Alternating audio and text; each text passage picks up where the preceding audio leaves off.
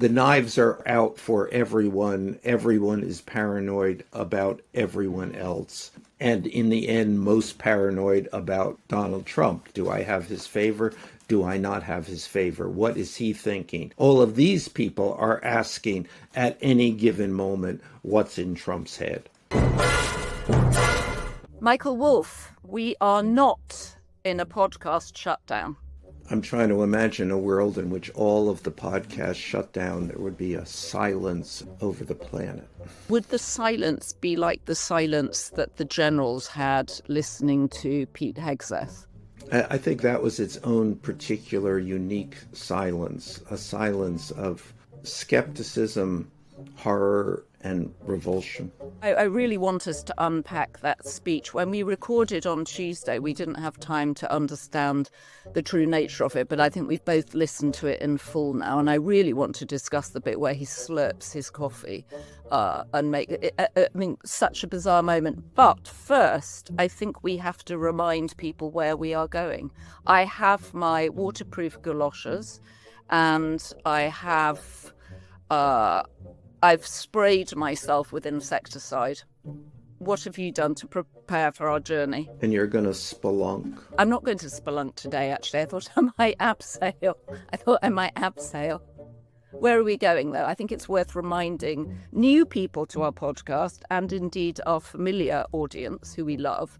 We are going inside Trump's head, and once again, I'll make the point that this is where everyone should go, but people don't. They really assume that Trump is a normal politician, and you look at him and you can follow he should be judged on his actions and his policies, which is absolutely not the way to understand this man. And if you do it that way, you won't get it. And what you have to understand is that he is motivated by a whole range of things that have never, ever entered the political sphere. Well, angels and others may fear to tread there, but we are fully geared up for our twice-weekly journey inside Donald Trump's head. Well, we should talk about Trump derangement syndrome, which we've both been accused of having by Stephen Chang, the White House press spokesperson. But you, as someone who's spent, as you say, 10 years studying this man, you appear relatively normal. I don't know. I can barely remember what I was like before Donald Trump. And more, and which is a dangerous thing, none of us in this country can remember what we were like before Donald Trump, which is a kind of trauma. And I do think you made a very good point last week, and I keep hearing this point from people, which is this what an autocracy feels like? Because I go out, I order my cappuccino, I get my cookie, I walk along the streets, everybody's out running, jogging, friends call and say they're on a GLP-1.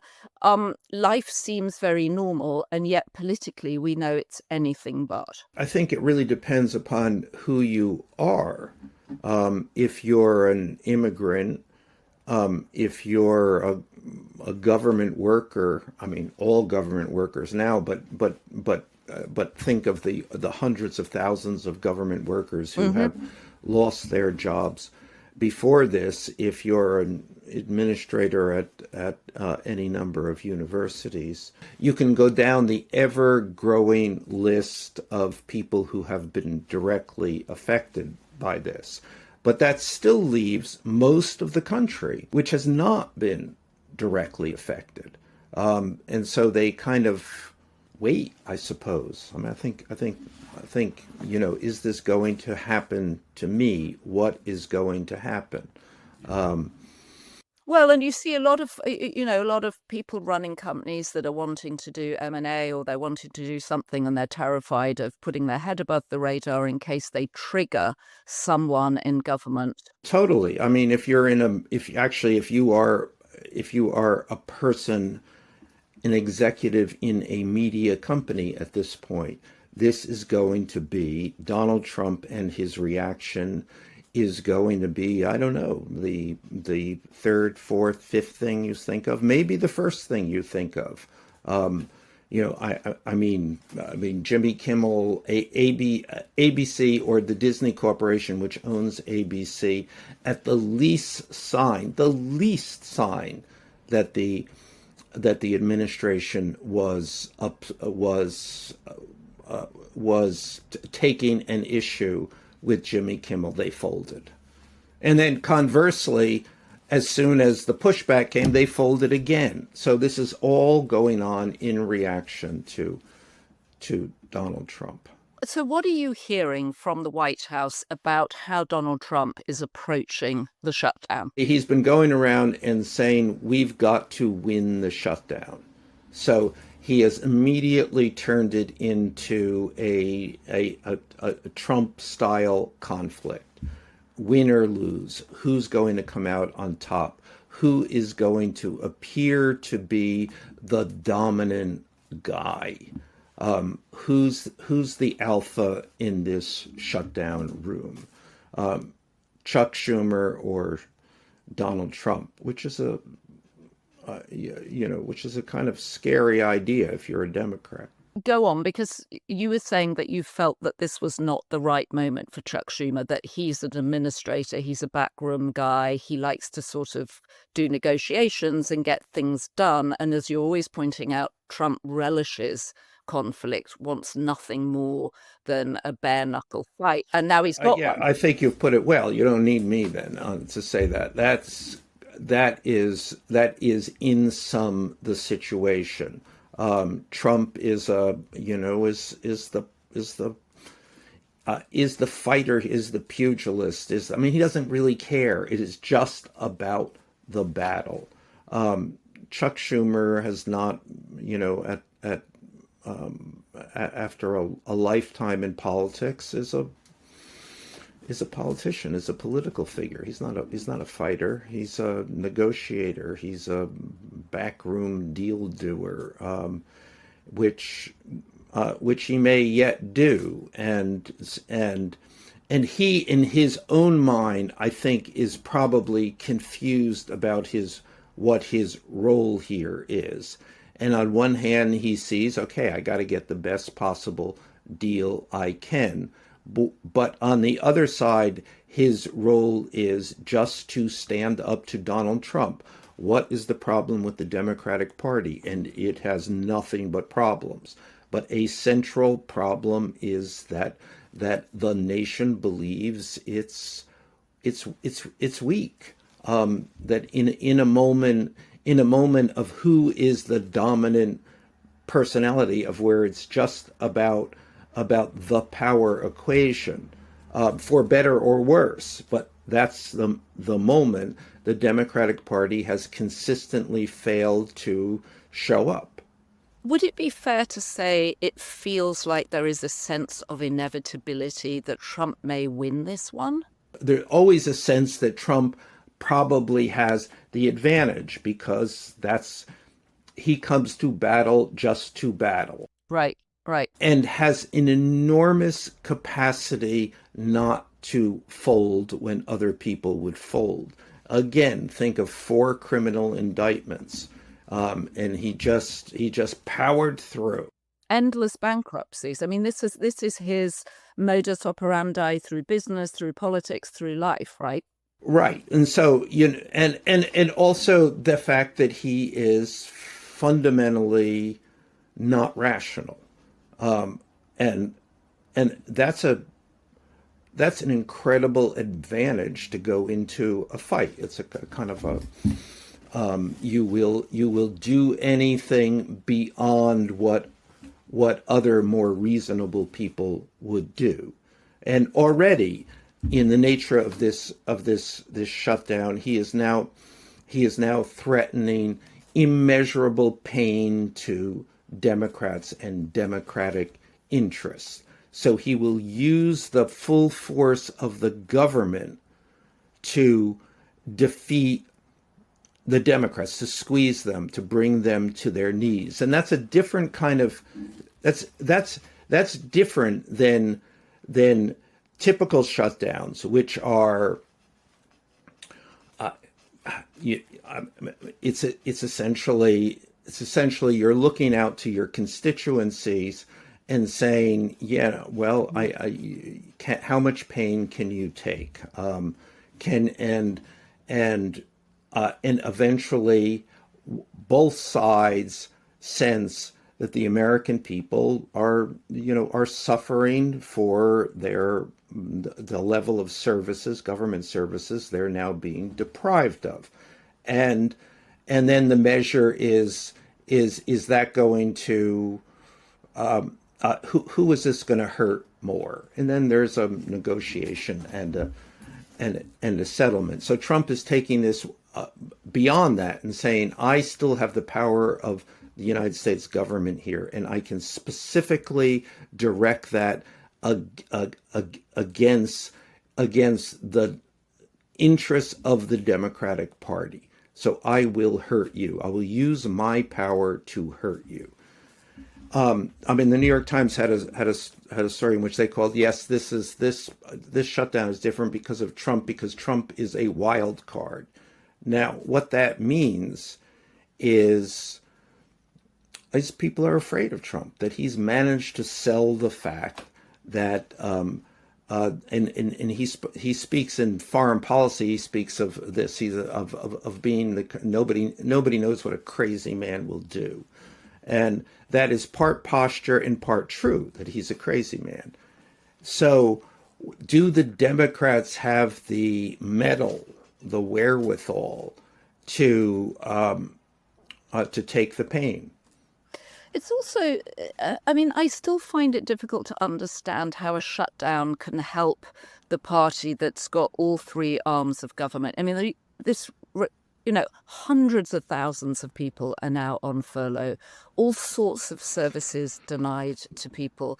This feels so abjectly dysfunctional. I have a friend staying from Europe this week, and she cannot conceive of a government shutdown. I mean, this is not something that happens to well-functioning countries. And it's hard to see how this benefits Trump precisely because he has all the power. But then the other problem is, as you point out, is Chuck Schumer doesn't seem to be able to articulate why they're doing this, and other than healthcare. And as you suggested in our last podcast together, why on earth don't they just make it about Epstein? Yeah, well, again, the Democrats are always defaulting to policy. Yeah, a normal strategy. For good reason. The logical thing would be to say, what is the nature of government? It's the policies that they enact, and the policies are what helps people or hurts people, and getting beyond that, which is to say, no, that's not really true. It's actually something much larger that that government should be about. That the government should be about the message. The government should be about the meaning of life, of what it is to be an American at this point in time. I mean, all of that kind of those existential considerations are beyond, almost by definition, beyond bureaucrats. That's not the job of a bureaucrat. Right. And I think that they're always in that position. I mean, I had dinner this summer with a governor of a swing state who appears to want to run for president, of a Democrat, very wholly reasonable, nice guy,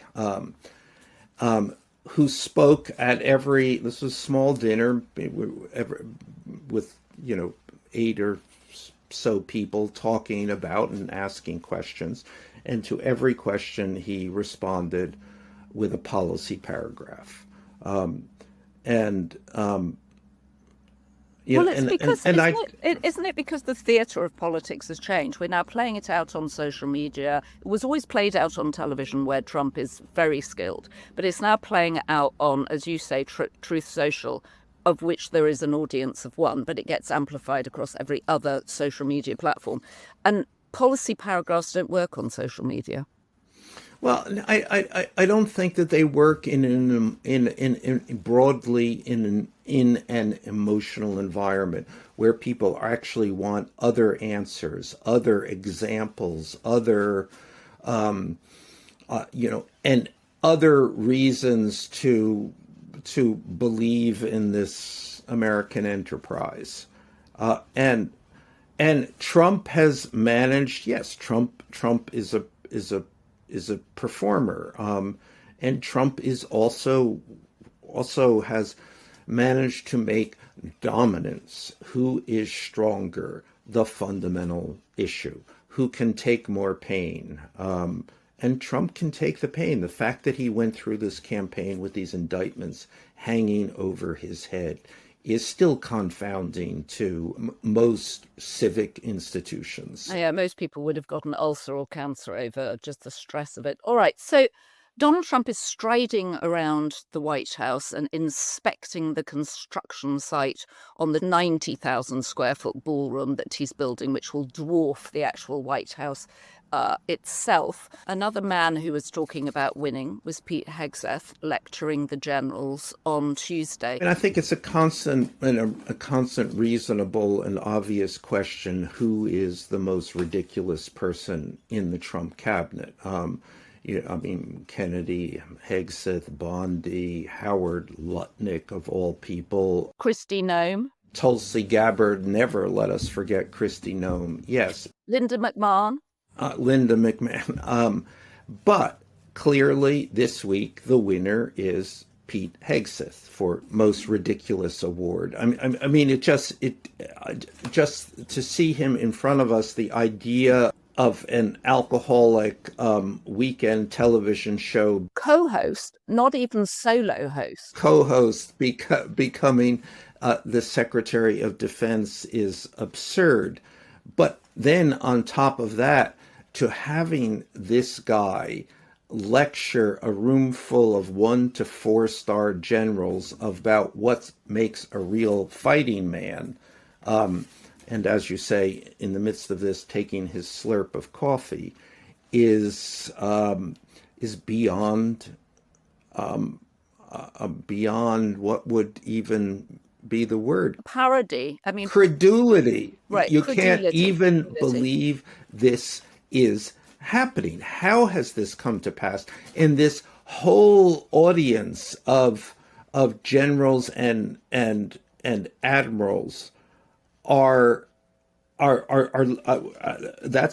is what is on their face. How has this come to happen? And then I suppose, and what does this mean? I mean, these are the two big questions of the week. I mean, there's so much to unpack in this speech. I mean, not least the silence of it. You know, that phrase, silence is deafening, which I'd never fully appreciated until watching them respond, which was there was no response. And it was as if they were afraid to respond, because I'm sure their terrified cameras are kind of looking for any kind of eye roll at all. But also the sheer criticism of them, that he was just laying into how the military had been run by previous presidents. Well, just step back a second, because they find themselves trapped in the middle of what is obviously a political event, with all the training of military training being that we do not engage in politics. And here he was making a clearly very political speech. The meaning of this speech was actually kind of humiliation. You've been all called on the carpet here.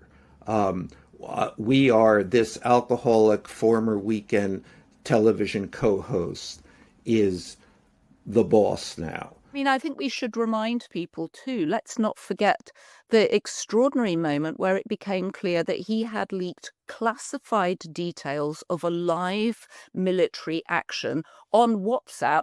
I mean, it was Mike Waltz, the National Security Advisor, who actually technically did it, but there was Pete Hegseth, the defense secretary, giving away literally live details of action. I mean, it was a strange, embarrassing moment. And there he is lecturing these generals.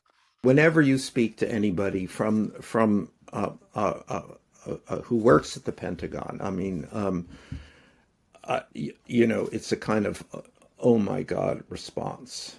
I mean, the military has never seen anything like this.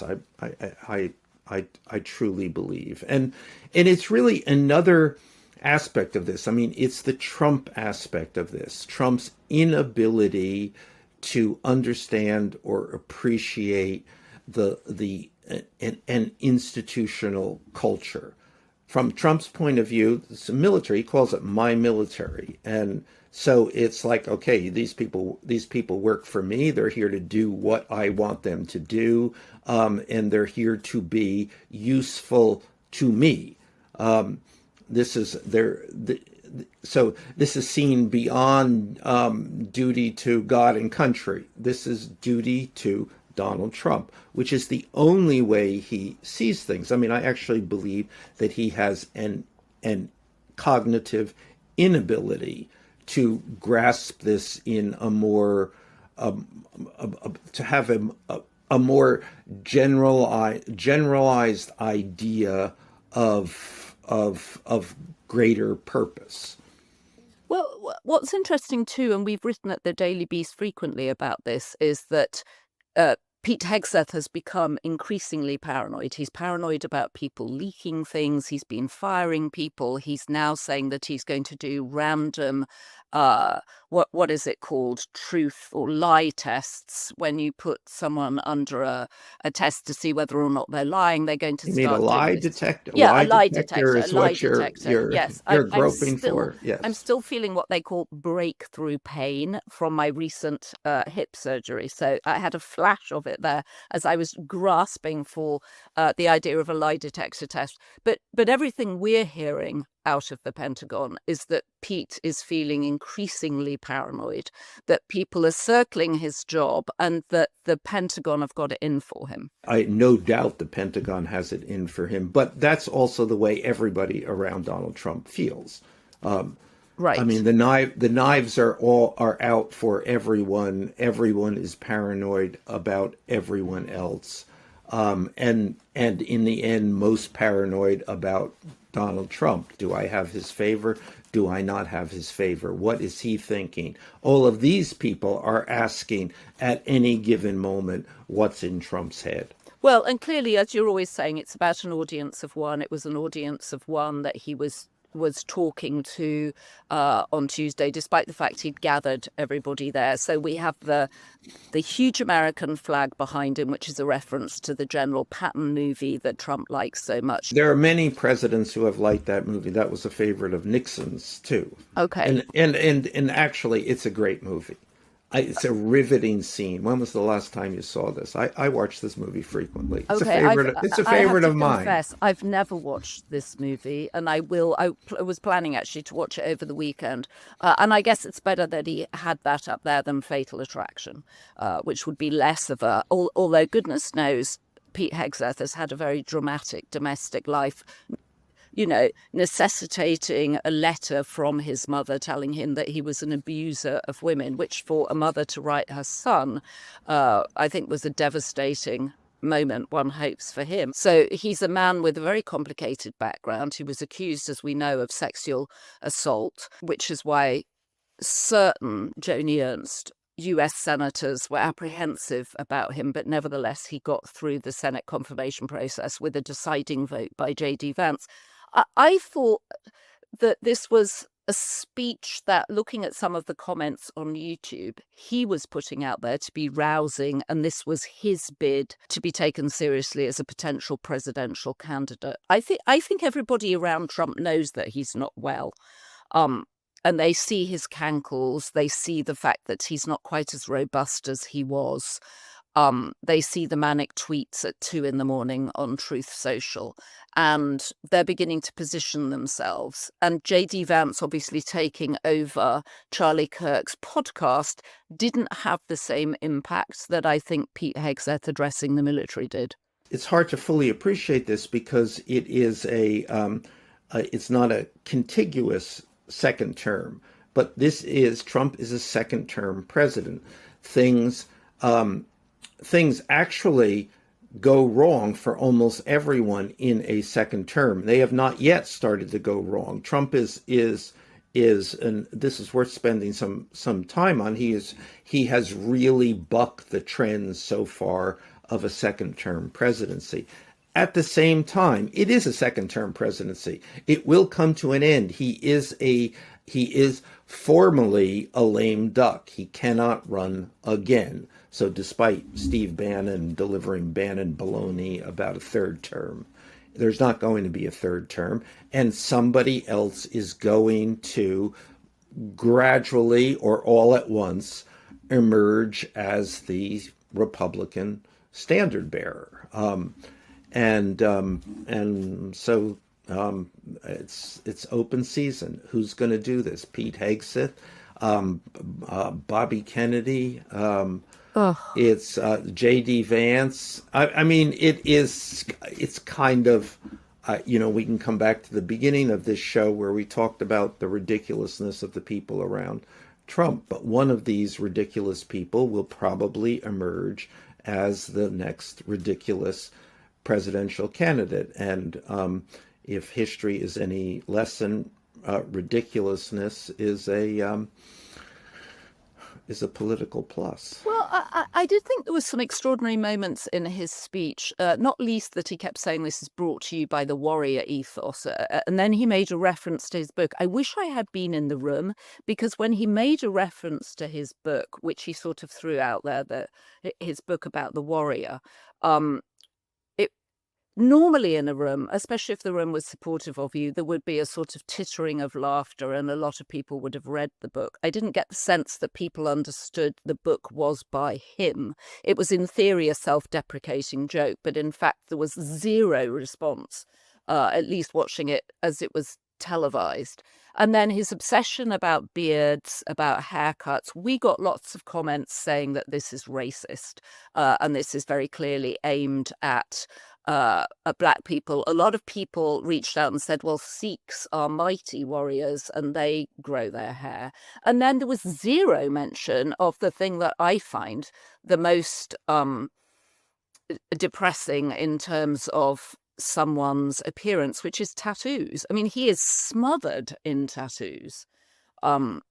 In his little suits that are all too small for him. And he's got those strange arms that are so jacked that he can't put them flat against his sides. So they slightly bounce up as he walks around, and his pants were too small. Let me return to tattoos, because one of my favorite stories, among the many favorite stories of the campaign, was a moment in which at a particular rally, Trump was approached by a young man with a tattoo on his face, on his forehead, and it was a young man who was a very Trumpy young man, and Trump took in the flattery and adulation, this man's insistence that he was the greatest Trump supporter at all time. But Trump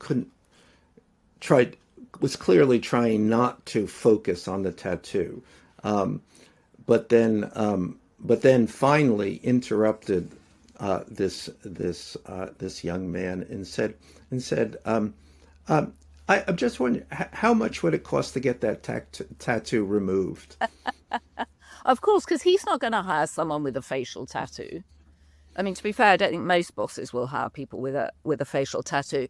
But Pete Hegseth is smothered in them, even as he crams himself into his little blue suit, which he's trying to make his visual his visual identifier, I think. Anyway, I found it extraordinary and patronizing of, as you say, these 1 to 4-star generals who spent their life dedicated to this country, running incredibly complex maneuvers and machinery. I also thought that the way Pete Hegseth talked about warfare was sort of dating back to the Second World War. We know that current warfare is now cyber warfare, and it's largely drones. The idea that you're going to be ripping someone apart limb from limb, which is really what he was getting at, felt much more G.I. Joe than modern warfare of the 21st century. Well, no, I think in one of the questions to come out of this is how do these guys react to this? What do they do? I mean, these guys, meaning the top brass of the United States military, and I'm not sure they know the answer to this. I suspect that they know that that they're in a difficult and probably impossible position, and they're just holding their breath and saying, "This too shall pass." But I don't know, and I don't know if it will pass. Well, and there was also the moment where he said, those of you who aren't on board for this, do the honourable thing, you should resign. I mean, I felt that there was a very threatening undercurrent coming from him. No. The message is, again, this is Donald Trump's military, my military, and you have to put everything else you have learned about God and country aside, and accept that this is the circumstances that you now work under. You work for your